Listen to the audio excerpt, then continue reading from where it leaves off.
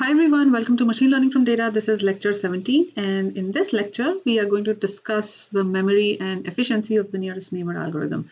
We talked about the nearest neighbor algorithm in the previous lecture, and we figured that it seems like it's one of the inefficient algorithms given all the data usage, and we are going to address that today. All right, so let's do a quick recap of what we said in the previous lecture. So the nearest neighbor algorithm is a similarity based algorithm in the sense, and we specifically use the Euclidean. We can use other distance measures to kind of base our nearest neighbor algorithm on. The whole idea was that you pick the nearest neighbor of a particular given data point depending on whatever measure you decide you should pick. So it's a simple algorithm. It's just like a one-step thing. There's no like iterative training involved. You just have the data and then you're good to go. So it's very simple, no training required.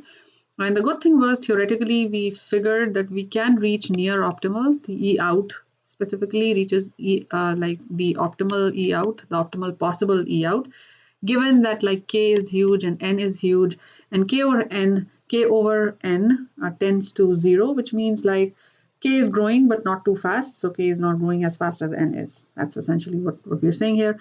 And then K worked as a regularizer, like a regularization parameter, I would say, in the sense that we can choose K, and there are many ways to choose K. One was like the practical consideration tells us that K equals 3 works really well for most problems. But theoretically, we said K equals like almost around like square root of N works well. And then obviously we have validation, cross-validation to get the best value of K, depending on the problem. And we said that it's like really easy to explain to the customer. So that's like a big, I would say, advantage of this algorithm, that it's really easy to like describe it to someone that why we are choosing this versus something else, right? And we could do a multi-class problem. We saw that with the digits data that like if we have two classes, well, it works well. But even if we have like more than two classes, it can like really adapt to that, because all we're doing is like very simply like coming up with this like distance calculation. So we can come up with that for any number of classes. All I'm trying to find is how many neighbors around me, around this new point, are like belong to a particular class. That's all I'm doing.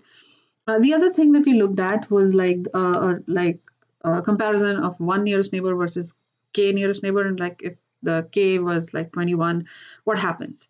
The difference, as you can see, is that with one nearest neighbor, like for every point we're looking at the nearest neighbor, so every point has like sort of that region for itself.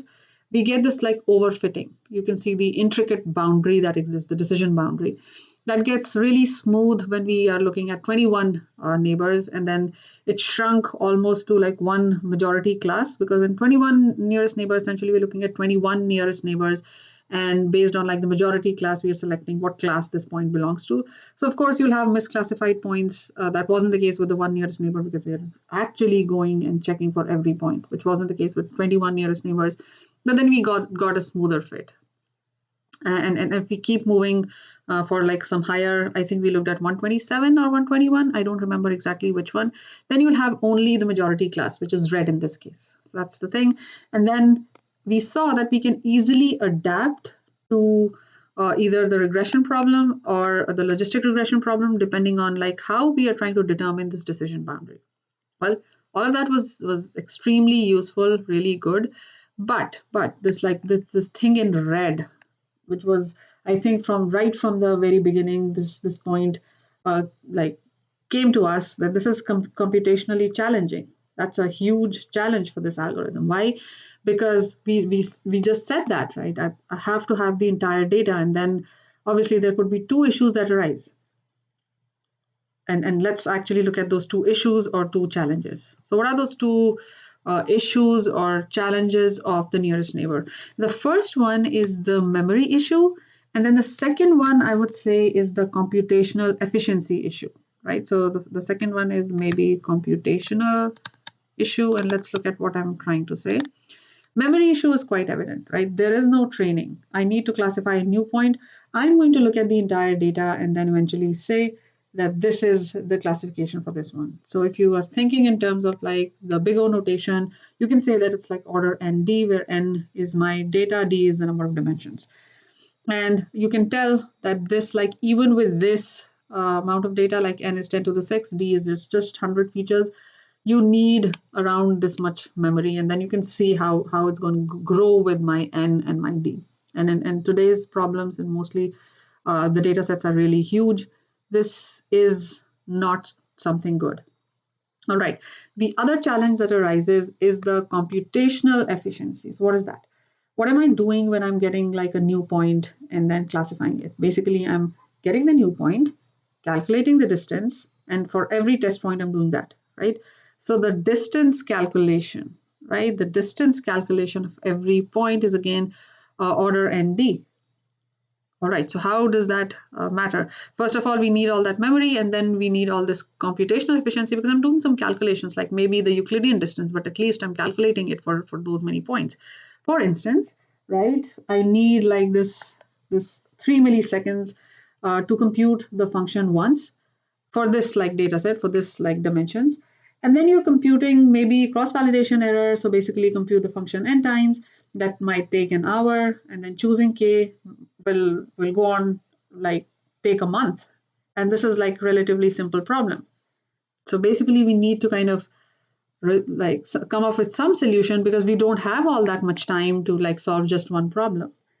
And depending on the data and the dimensions that we're working with, this can go out of hand. So basically we have to come up with some solutions that addresses the memory issue and the computational issue. So let's look at what we are trying to do. All right.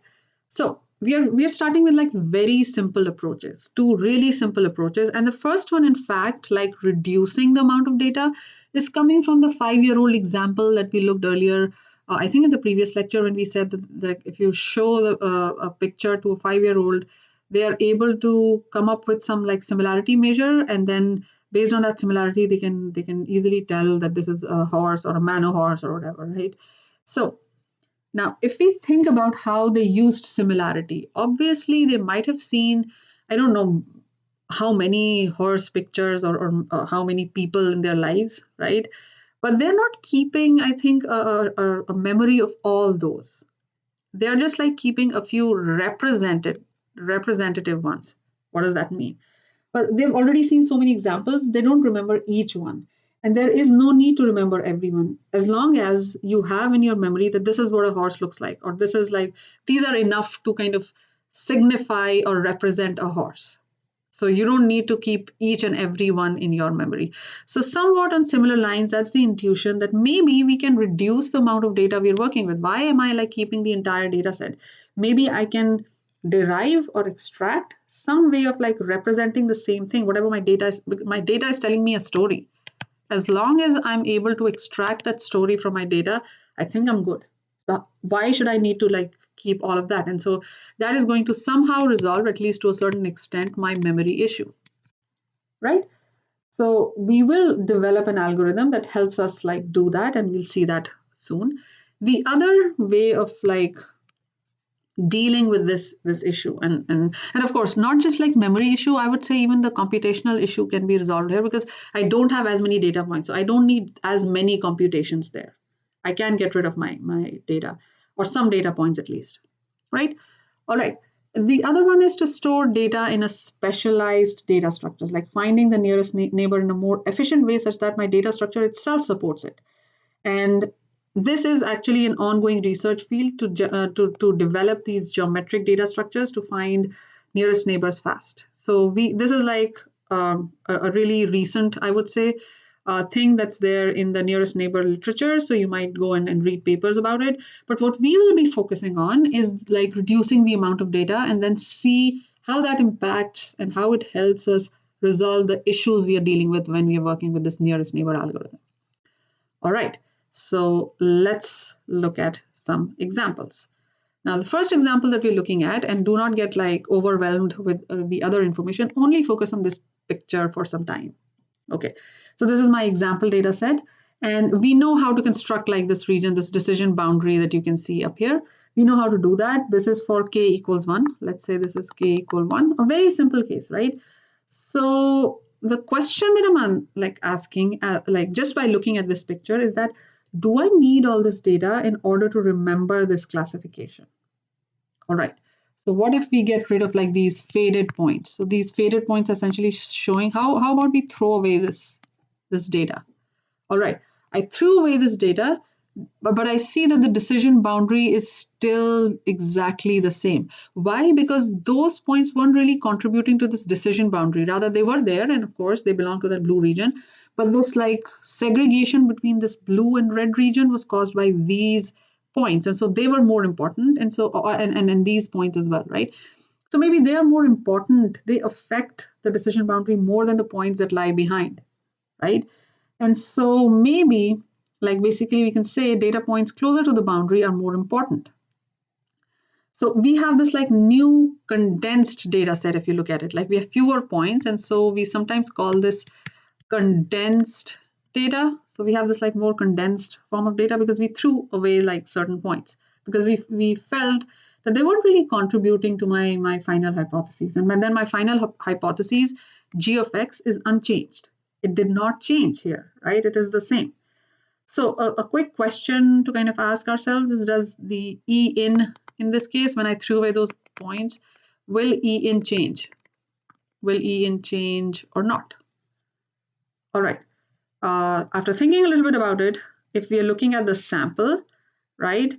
Earlier, like we'll have some E in for whatever points we have, like in this picture, like we will have some E in for the points that are for the entire data set. And then here we will have some E in for the points that are thrown away.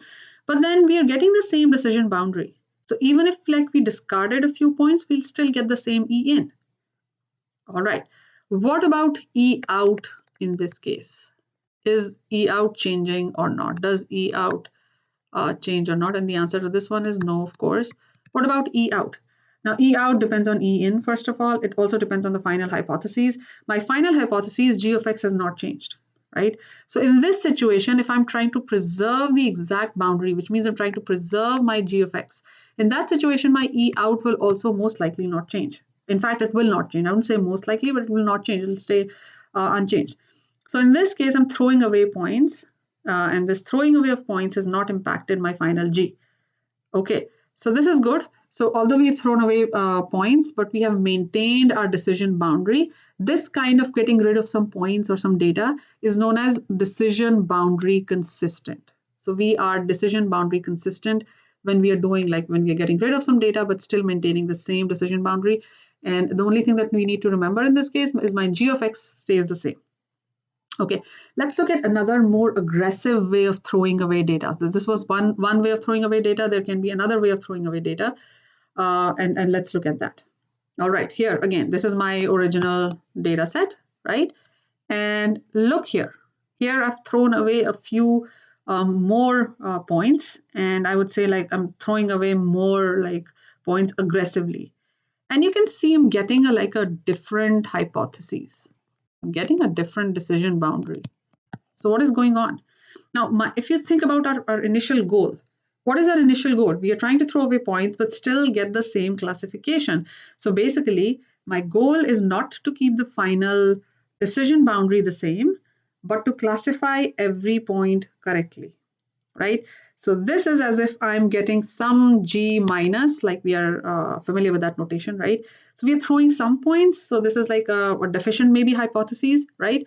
But then when I'm evaluating it on my data points, it is the same as G was, right? If this is G and this is G minus, it is the same as like on all points.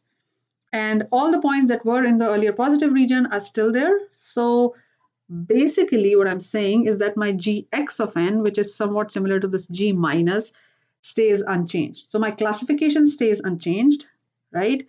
And then let's think about my E in and my E out. So what happens to my E in and what happens to my E out? Now, if you think about E in, it shouldn't change. I mean, it shouldn't change because it depends on like my sample, what my sample was classified. So like I would say like points are still classified correctly, so it doesn't change. So I would say no, it does not change. What happens to E out? What about E out? Now, we don't have the original G like we had in the decision boundary consistent case. What we have is GXN, which is like a deficient hypothesis, although it's like classifying my points the way they were earlier. Still, it is the same, right? So we can say that like my E in does not change, but my E out in general has changed. Why? Because it also depends on my final hypotheses, and my final hypotheses has changed. So hypotheses has changed. So E out has changed. All right. Okay. So in this case, when we get such a Gx of n, this is known as training set consistent. Remember when we were trying to preserve the decision boundary, this was decision boundary consistent. And now this is training set consistent. Let's like look at both of them. So this is like both of them together. This is my decision boundary consistent. This is my training set consistent. The whole point here, this is what this is illustrating. Like if we do a comparison, first of all, like my training set consistent, this one here has like, although the Gx has changed, so it is Gx of n, but this Gx of n has managed to get the data correctly classified. Maybe like this is a different function. So this training set consistent means throw away as much data as you can. So this is a more aggressive approach because I'm like also not keeping or preserving my decision boundary, but I'm trying to maintain my E in still equals to 0 or whatever E in was there for this one. For like obviously k equals 1, it was E in equal to 0. So now going forward, as you can see the comparison between training set consistent and decision boundary consistent, we are going to work with training set consistent. And reason being, it still preserves my E in. So E in equals 0 is still there because your original data had E in equals 0, right? So when k was 1, obviously. Now, training set consistent wouldn't mean that my E in is 0 if k has some other value, let's say k equals 3 or something else. Because then remember, if k is 3, then we cannot say for sure that my E in is going to be like a 0. So let's look at this here, right? So that's what this is saying, that consistent does not necessarily mean Gx of n equals y of n. Why? Because like in my k equals 3, I might have some misclassified points.